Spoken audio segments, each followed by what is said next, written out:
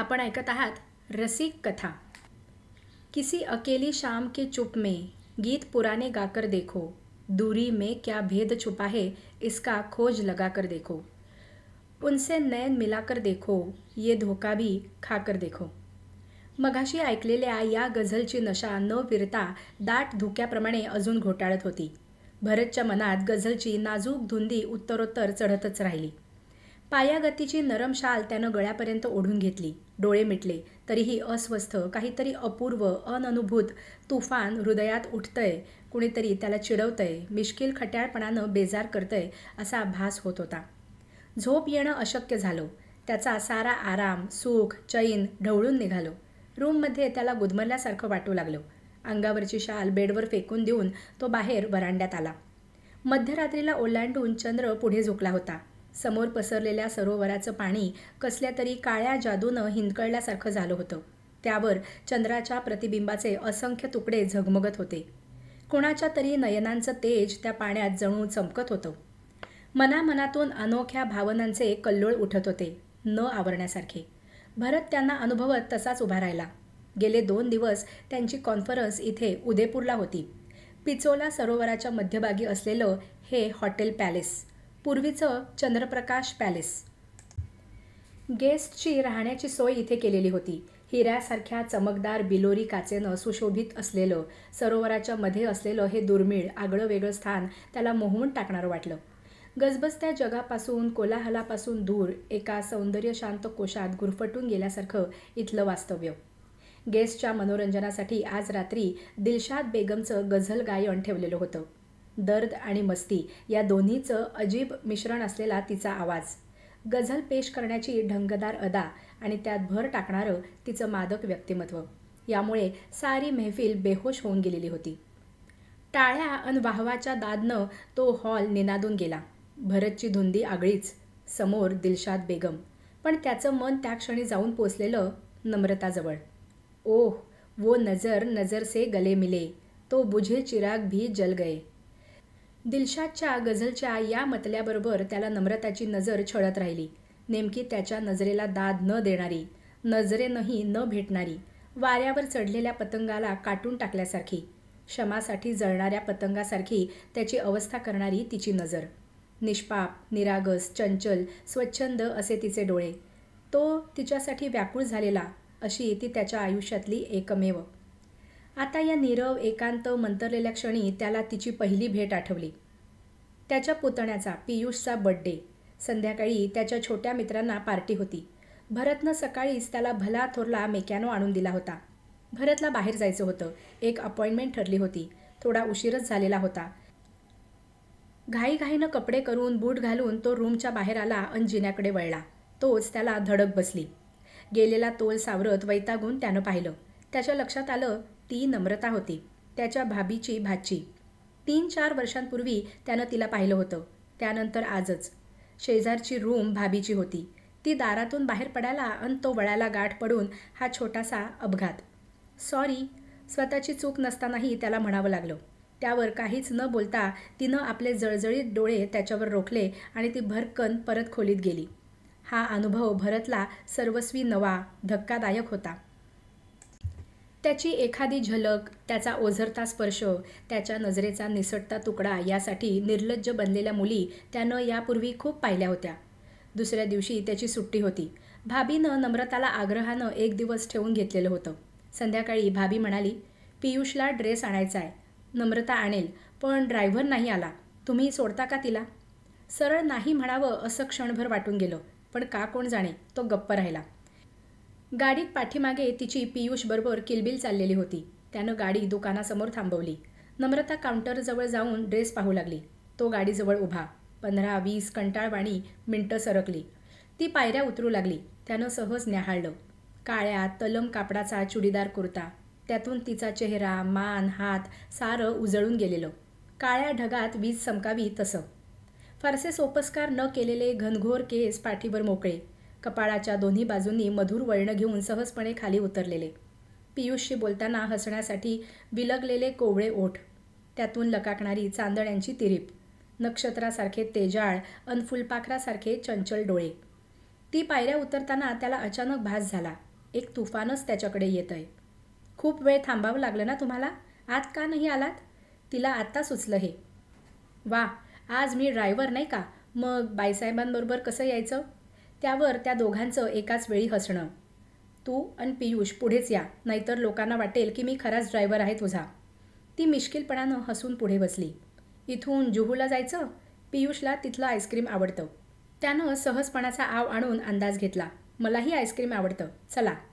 मग आईस्क्रीम खाताना तिची आणि पियुषची बालिश बडबड आणि मध्येच त्याचा सहभाग. त्या संभाषणातून त्याला ही एवढी मौलिक माहिती मिळाली, ती अशी की तिला लठ्ठ माणसं आवडत नाहीत, मिथूनचे पिक्चर्स आवडतात, साडी नेसायला मुळीच आवडत नाही, स्विमिंग म्हणजे जीवाभावाचा छंद, शार्क क्लबची ती मेंबर असून स्विमिंग कॉम्पिटिशनमध्ये तिनं खूप बक्षिसं मिळवलेली आहेत. नुकतीच तिनं BSc होम सायन्सची शेवटची परीक्षा दिली होती. परतताना पियुषच्या बाजूनं दार नीट बंद झालंय की नाही याची खात्री करून घेण्यासाठी तो झुकला. तिचा क्षणाचा स्पर्श, त्याच्या सर्वांगात एक थरार, जणू काही त्यानं आयुष्यात प्रथमच एका तरुण मुलीला स्पर्श केलाय. अहो भरतजी, म्हटलं काय विचार आहे? तिचा रुष्ट स्वर. नाकपुड्या फुलवून तिनं चेहरा वळवला. म्हणजे एकूण ही वाटते तितकी बालिश नाही तर तशी पक्की दिसतेय. भरतचं निरीक्षण. जरासा खजीलही झाला. घरी येईपर्यंत मग सुनसानच. तशा त्याच्या लग्नाच्या गोष्टी अलीकडे घरात चालल्या होत्याच, पण सध्या पुन्हा जोर धरला होता. मग न राहून त्यानं सरळ भाभीला सांगून टाकलं. नम्रतात त्याचा जीव गुंतला गेला होता. भाभीला हे ऐकून खूप आनंद झाला. आपली धाकटी जाऊ म्हणून भावाचीच मुलगी आली तर तिला ते हवंच होतं. उत्साहानं ती काहीतरी निमित्त काढून माहेरी गेली. मी सुचवलं तिला तर म्हणाली, मला नाही करायचं त्याच्याशी लग्न, आणि शेजारी मैत्रिणीकडे निघूनच गेली. परतलेली भाभी त्याला सांगत होती, भाभी मला एकदा तिला भेटायचंय, भरतनं विनवलं. भाभीच्या रूममध्ये त्याच्यासमोर नम्रता बसलेली होती. केसातली निसटलेली क्लिप बसवायचा तिचा पुन्हा पुन्हा प्रयत्न चालला होता. भरत समोर बसलाय हे तिच्या फारसं खिचगणीतही नव्हतं. भाभी कॉफी आणायला खाली गेली. म्हणजे घरात गडी माणसं होती, पण मुद्दामच स्वतः गेली. नम्रता, भाभी म्हणाली की तुला माझ्याशी लग्न करायचं नाही. एवढा उद्योगधंद्यातले मोठमोठे निर्णय घेणारा तरुण, पण या क्षणी तो थोडासा धास्तावलेलाच होता. आता क्लिप दातात पकडलेली. हे पहा, तुझ्याहूनही सुंदर मुलगी मला पत्नी म्हणून सहज मिळू शकेल, पण मला तूच आवडतेस. का नको म्हणतेस? तुझं कुठे जमलंय का? तसं असेल तर. तिच्या डोळ्यात डोळे स्थिरावत तो म्हणाला, का म्हणजे? मला तुमचा हा सोन्याचा पिंजरा नकोय. तुमच्या भाभींचं बघतेच की मी. कुठे बाहेर पडायचं नाही, मन मोकळं हसायचं नाही, सर्वांसमोर नवऱ्याशी बोलायचं देखील नाही. सिनेमाला सुद्धा कधी गेलं तर सासूबरोबर. नुसतं रेशमी साडी नेसून पदर घेऊन दागिने घालून बसायचं. छी. आणखी दुसरी काही अडचण? माझ्यापेक्षा तुम्ही खूपच मोठे आहात वयानं, आणि मुख्य म्हणजे अजून मला तुमच्याबद्दल अगर कोणाबद्दलही प्रेम वगैरे वाटत नाही आहे. तेव्हा सध्या तरी लग्नच नको आहे मला. खूप खूप स्विमिंग करून बक्षिसं मिळवायची आहेत मला. भरत या भडीमारानं सर्द झाला. मनोमन तिचं कौतुकही वाटलं. नटवी बाहुली नव्हती ही. त्याच्या अफाट श्रीमंतीला पाहून वश होणारी नव्हती. सकाळचं ताजं कोवळं ऊन असावं, हवेची शीतल झुळूक असावी, निर्मळ पाण्याचा खळखळणारा झरा असावा, तशा अंतरंगाची ही नम्रता वाटली त्याला. त्याचं हृदय तिच्याविषयीच्या प्रीतीनं भारलं गेलं. जितकी ती अप्राप्य वाटत होती, तितकी तिची अभिलाषा अधिक वाढत होती. नम्रता, तू या घरात तुझ्या मनासारखं वागू शकशील, हा माझा शब्द आहे. तू विचार करावास. जिन्यावर पावलं वाजली. भाभी कॉफी घेऊन आली होती. त्याचं बोलणं अर्धवटच राहिलं. तिनं काही उत्तर दिलं नव्हतं त्याला. आली तशी पियुषचे लाड करून ती निघून गेली. दुसऱ्या दिवशीच त्याला इकडे यावं लागलं. स्वतःच्या मूर्खपणाला तो मनातून हसलाही होता. कारण सेठना घराण्यात वा त्याला मुलगी देण्यासाठी वधूपित्यांची चढाओढ लागली होती. हा मात्र त्या हट्टी छोकरीसाठी अडून बसला होता. सरोवरातल्या पाण्यावरून आलेली थंड हवेची झुळूक त्याच्या अंगांगाला बिलगली. तेव्हा तो भानावर आला. त्यानं मनगटाकडे पाहिलं. मध्यरात्रीचे 2 वाजलेले होते. आत येऊन त्यानं टेबल लॅम्प लावला. न हुरहुर असह्य होऊन त्यानं आपलं लेटर पॅड पुढे ओढलं. नम्रताचे डोळे विस्फारले. ओठातून खळकन हसू फुटलं. ती पुन्हा पत्र वाचू लागली. प्रिय नम्रता, माझं पत्र वाचून तुला आश्चर्य वाटेल, पण लिहावंसं वाटलं आणि बसलो लिहायला.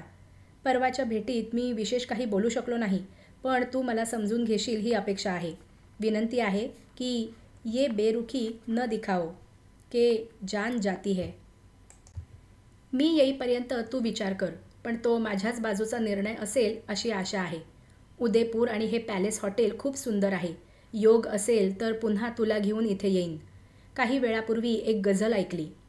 कैसे सुकून पाऊँ तुझे देखने के बाद, अब क्या गज़ल सुनाऊँ तुझे देखने के बाद.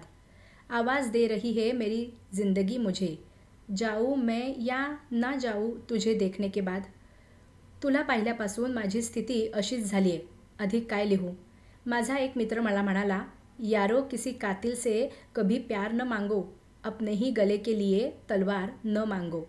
पण मी तुला सांगतो, अपनी हाथ की लकीरें में बसा दे मुझको, मैं हूँ तेरा, तू नसीब अपना बना ले मुझको. भरतजी. हसून हसून तिच्या डोळ्यात पाणी उभारलं. काय ग, कुणाचं पत्र? हॉलमध्ये आलेल्या मम्मीनं विचारलं. नम्रतानं पत्र मम्मीकडे फेकलं आणि रूममध्ये निघून गेली. पत्र वाचताना मम्मीच्या चेहऱ्यावरचे भाव झरझर बदलले.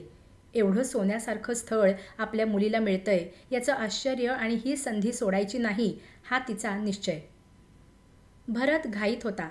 15 दिवसांचा आपल्या मधुचंद्राचा प्रवास संपवून तो नम्रतासह कालच रात्री घरी परतला होता. इथे येता क्षणी तना मनाला मधुचंद्राचा अजून रेंगाळणारा कैफ थोडासा विरला. तो तुंबून राहिलेल्या फर्मच्या कामांच्या आठवणींमुळेच. या मधल्या अनुपस्थितीमुळे आता काही दिवस अगदी जीव तोडून काम करावं लागणार होतं. पण तो प्रसन्न होता. अखेर नम्रता त्याची झाली. तिच्या निरागस अकृत्रिम सौंदर्याचे व निष्पाप आनंदी स्वभावाचे अनेक पैलू त्याला दिसले. दार्जिलिंगच्या घनविभोर सावळ्या गर्द एका वेगळ्याच मोहिनीनं भारलेल्या रात्री अन त्या नवथर चंचल रंगरात्रीची राणी होती त्याची हृदयस्वामिनी मनस्विनी. जयपूर उदयपूरचे प्रसन्न सूर्यप्रकाशाने न्हायलेले दिवस. त्यांना खरी झळाळी लाभली होती ती नम्रताच्या निर्मळ साथसंगतीनं. ताजच्या कठड्याला रेलून उभ्या असलेल्या तिला पाहून तो हृदयाशी गुणगुणला. अरे, ही तर श्वास घेणारा ताजच वाटते. तो अपरंपार खुश. तिच्या अंतरंगात शिरून तिच्या हृदयाचा वेध शोध घेण्यासाठी त्यानं तिच्या डोळ्यात खोलवर पाहिलं. ती त्याच्या सहवासात फुललेली. त्याला एकदा एका भाववेड्या क्षणी उगाचच वाटून गेलं, आपण एका फुलपाखराला बंदिस्त केलंय, पाखराला पिंजऱ्यात कैद केलंय, एका नाजूक तुफानाला आपण कवटाळतोय. त्यातही एक वेगळीच नशिली गंमत होती. उत्कट अनुभव होता जो त्याच्यासाठी अननुभूत होता. तो मघाशी जागा झाला तेव्हा नम्रता बाथरूममध्ये गेली होती. तयार होऊन तो खाली आला. भाभी, जरा जल्दी नाश्ता, त्यानं पुकारलं. भाभीनं लगबगीनं टेबलवर डिशेस मांडल्या. डिश संपवून त्यानं कॉफीचा मग ओठांशी धरला. तो तसाच क्षणभर ओठांशी राहिला. घोट घ्यायचं विसरूनच गेला. हॉलच्या जिन्यावरून नम्रता खाली येत होती. जयपूरला घेतलेला काचकाम केलेला केशरी चुडीदार कुर्ता, केसांची नवी रचना. त्याच्या नजरेत तिच्या हर घडी नवोन्मेषानं पल्लवित होणाऱ्या सौंदर्याची पावती तरळत होती. ती त्याच्या शेजारी बसली. भाभी आपल्या जावेकडे पाहतच राहिली. लग्नाला 10 वर्ष होऊनही आपला घुंगट थोडा मागेसुद्धा झाला तर सासूला ते खपत नाही. आणि आज ही या ड्रेसमध्ये घरात वावरते, ते कसं चालेल असं तिला वाटलं. एक सूक्ष्मशी असूया मनात डंख करत राहिली. जे स्वतःला आजवर करता आलं नाही, भोगता आलं नाही त्याबद्दलची खंत. पण ही भाचीच असल्यानं तिच्या या धाडसाबद्दल कौतुकही वाटलं. भरत क्षणभर अस्वस्थ झाला. घरातून या वागण्याबद्दल काय प्रतिक्रिया होईल याचा अंदाज बांधेपर्यंत आतून हाक आलीच. भरत! मा देवघरात होती. काय मा? त्यानं तिथे जाताच विचारलं. अरे, चाललंय काय या घरात? बहूच्या माथ्यावरचा पदर सरकत नाही कधी. आणि तुझी बायको हे कसले कपडे घालून हिंडतीये? लाजबीज काही आहे की नाही? लग्नाआधी ठीक होतं, हल्ली सगळ्याच मुली घालतात, पण लग्नानंतर असलं वागणं म्हणजे थिल्लरपणा आहे. पण मा, तू का सांगत नाहीस तिला? घरचे रीतिरिवाज तुला कळत नाहीत का? मा खरोखरच चिडली होती. मा, जग कुठे चाललंय आणि तुम्ही या गोष्टीचा बाऊ करता? मी येतो, आधीच उशीर झालाय मला. भरत निघून गेला. नम्रताचा मेकअप चालला होता. बेडवर सुखेनैवपणे रेलून भरतचं अनिमिष निरखणं. ड्रेसिंग टेबलासमोरच्या सेटीवर बसलेल्या पाठमोऱ्या नम्रताचे आकर्षक शैलीदार मोकळे केस, त्यांची रचना करताना हालचाल करणारी तिची नाजूक कोवळी लवलवती बोटं, गोऱ्या पाठीचा नितळ तुकडा. ती उठून वॉर्डरोबकडे गेली आणि बदलण्याचे कपडे पाहू लागली. नाजूक कशिदा काढलेली शुभ्र मॅक्सी तिनं हातात घेतली. ए, साडी नेस ना, ती परवा आणलेली? मला हा ड्रेस आवडतो. शिवाय हालचाल करायला किती इझी वाटतं. तिचं निष्पाप बोलणं. पण मा सकाळी रागवली होती माझ्यावर, तू असा ड्रेस घातलास म्हणून. तुम्ही तर नाही ना रागावलात? नाही, पण काही गोष्टी दुसऱ्यांचं, मोठ्यांचं मन राखण्यासाठीही कराव्या लागतात. पण त्यासाठी मन मारणं मला नाही जमणार. बरं बाबा, तुझ्या मनाप्रमाणे. चला निघूया, नाहीतर तो बॅलेचा कार्यक्रम सुरू होऊन जाईल. भरतनं हसून यशस्वी माघार घेऊन बेडरूममधलं वातावरण स्वतःला अनुकूल बनवलं. गाडी पार्क करून भरत स्विमिंग टँकच्या प्रशस्त गेटमधून आत शिरला. गेले 2 महिने नम्रताची प्रॅक्टिस चालली होती. जलतरणाच्या क्षेत्रातला एक नवा विक्रम करण्याची तिची इच्छा, तिचं त्यातलं कौशल्य, तिचा उत्साह आणि त्याविषयीची अत्यंतिक असीम ओढ त्यानं कित्येकदा अनुभवली होती.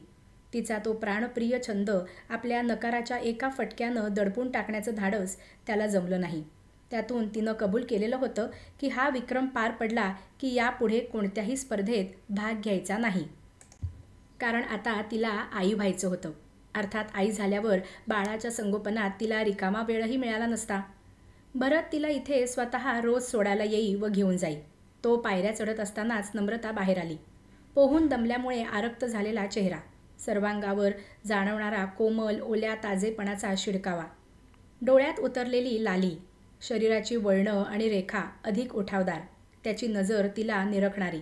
अनिवार ओढीनं त्यानं तिच्या कमरेभोवती आपला हात वेढून कौतुकानं विचारलं, कशी चालली प्रॅक्टिस?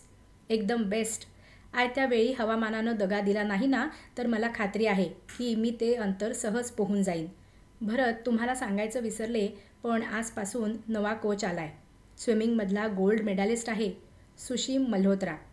त्यानं इतकं सुरेख मार्गदर्शन केलंय की अजून 15 दिवसात माझी नक्कीच प्रगती होणार. श्वास कसा घ्यायचा, सूर मारताना पोज कोणती हवी, हात कसे मारावेत, त्यानं सारं काही नव्यानं शिकवलं. त्याची पद्धत एकदम फॅन्टॅस्टिक. उद्या ओळख करून देते तुमची. ती उत्साहानं चिवचिवत होती. मिस्टर सेठना आणि हे मिस्टर मल्होत्रा. नम्रतानं भरतचा आणि सुशीमचा परिचय करून दिला. भरतनं त्याच्याशी हस्तांदोलन केलं. समोर उभा असलेला तरुण पुरुषी सौंदर्याचा एक साक्षात नमुनाच. 25चं वय, चित्त्यासारखी तडफ, चपळ हालचाली, कुठेही अवास्तव चरबी नसलेलं पिळदार शरीर, खास पंजाबी लालसर रंग आणि धरधरीत नाक. भरतकडे पाहून दिलखुलास हसत सुशीम म्हणाला, आपसे मिलके बहुत खुशी हो गई. हमारी नम्रता जैसे चैम्पियन ने इतनी जल्दी शादी की, इसका मुझे कभी कभी बहुत दुख होता था, लेकिन आपको देखने के बाद मैं समझ गया कि उसने इतनी कम उम्र में शादी क्यों की. त्याच्या हास्यासारखं मन मोकळं संभाषण, अदम्य उत्साहाचं एक प्रसन्न वलय त्याच्या भोवती. चलो कुछ ड्रिंक लेंगे. भरतनं त्याला आमंत्रण दिलं. आपकी मिसेस तो तैरने में मछली है. मुझे विश्वास है की वो सारा रेकॉर्ड तोड देगी. नम्रताबद्दलचं कौतुक सुशीमच्या शब्दाशब्दातून उसळत होतं, नजरेतून उफाळत होतं. भरतच्या समोरचं ड्रिंक तसंच होतं. चेहऱ्यावर उसनं हास्य. परतताना गाडीला 2-3 हिसके. शेजारी बसलेली नम्रता अचानक जवळ असूनही दूर भासली त्याला. भरत आपल्याच अस्वस्थतेच्या कोशात अडकलेला. गेटवे ते रेवस हे अंतर पोहून जाण्याचा विक्रम नम्रतानं यशस्वीपणे केला. फोटोचे फ्लॅशलाईट्स, पत्रकारांचा अभिनंदनाचा वर्षाव, यशाची धुंदी, यात ती हरवलेली. सुशीमचे पुन्हा पुन्हा आभार. ती किनाऱ्याला लागताच भरतबरोबरच त्यानंही तिचे हात हातात घेऊन अभिनंदन केलं. दुसऱ्या क्षणी तो थोडा वरमला. नम्रता, आता पुरी घरेलू म्हणजे स्विमिंग वगैरे बंद. तिला मातृत्वाची चाहूल नुकतीच लागली होती. भरतचं तिला जीवापाड जपणं, भाभी व माचं कौतुक भरलं वागणं यानं घरात एका आगळ्या वातावरणाचा वावर झाला होता. प्रकृती अलीकडे अशक्त झाली होती म्हणून काही दिवसांसाठी हवेत बदल म्हणून नम्रता 3-4 दिवसांपूर्वीच माहेरी गेली. त्याचं उदास मन, रीतं, तिच्यापासून घर सुनं, ते रीतेपण भरून काढण्यासाठी त्यानं स्वतःला कामात, व्यापात अखंड बुडवून घेतलेलं होतं. मघापासून त्याची शोधाशोध चाललेली होती. एक महत्त्वाची फाईल सापडत नव्हती. अखेर त्याला फाईल दिसली. कपाटातून ती काढताना तिच्या खालची छोटीशी डायरी खाली पडली. वाकून त्यानं ती उचलली. खाली पडल्यानं खुली झालेली पानं आणि त्याच्यावरचं नम्रताचं अक्षर. ती डायरी वाचण्याचा मोह आवरता न येण्याजोगा होता. त्याचे डोळे त्या मजकुरावरून फिरत राहिले. सुशीम, एक समर्थ गुरु, माझा आदर्श. त्यानं केलेलं मार्गदर्शन मोलाचं तर होतंच, पण ते जिव्हाळ्याचं होतं. केवळ त्याच्यामुळेच मी हे यश मिळवू शकले. मी किनाऱ्यावर पोचले त्या क्षणी आवेगानं त्यानं धरलेला माझा हात, अगदी भरतजींचं अस्तित्वही तो विसरलेला. माझ्या यशाच्या आनंदानं तो बेभान झाला होता. क्षणभर मला लाजल्यासारखं झालं, पण शरम वाटण्यासारखं त्यात काही नव्हतं. खुल्या दिलाच्या सुशीमचा तो स्वाभाविक भावनाविष्कार होता. त्याचा माझा प्रथम परिचय झाला त्यावेळी काही दिवस त्याच्या नजरेत वेगळीच ओढ जाणवली मला. मी विवाहित असल्याचं त्याला कळलं अन भरतजींशी त्याचा परिचय घडल्यापासून मी केवळ शिष्याच राहिले त्याची. त्याबद्दलची माझी भावना काय आहे हे आज मी त्रयस्थपणे पाहते. वय, छंद, मनोरचना, स्वभावधारणा हे एकमेकांना पूरक असलेला जोडीदार जीवनसाथी लाभणं ही दुर्मिळ गोष्ट. सुशीमची भेट आधी झाली असती तर कदाचित, पण मी आयुष्यात कधीही भरतजींशी प्रतारणा करणार नाही हे मात्र नक्की. कारण दोन्ही घराण्याला काळिमा लावणारं असलं पापकृत्य माझ्या हातून कधीच घडणार नाही. डायरी वाचताना त्याच्या हृदयातून चेहऱ्यावर विविध भावनांचा कल्लोळ उमटत चालला होता. त्याच्यातला अहंकारी, मत्सरी पुरुष, त्याच्यातला पती अस्वस्थ चेतला होता. अन अचानक त्याच्या ध्यानी आलं की आपल्यावरच्या प्रेमामुळे म्हणून नम्रता आपल्याशी प्रतारणा करणार हे इथे तिच्या या मनोगतात कुठेच जाणवत नाहीये. त्याच क्षणी त्याच्यातला पुरुष मनोमन कोसळला, पराभूत झाला. अशाच कथा ऐकत राहण्यासाठी रसिक कथाला लाईक व सबस्क्राईब जरूर करा.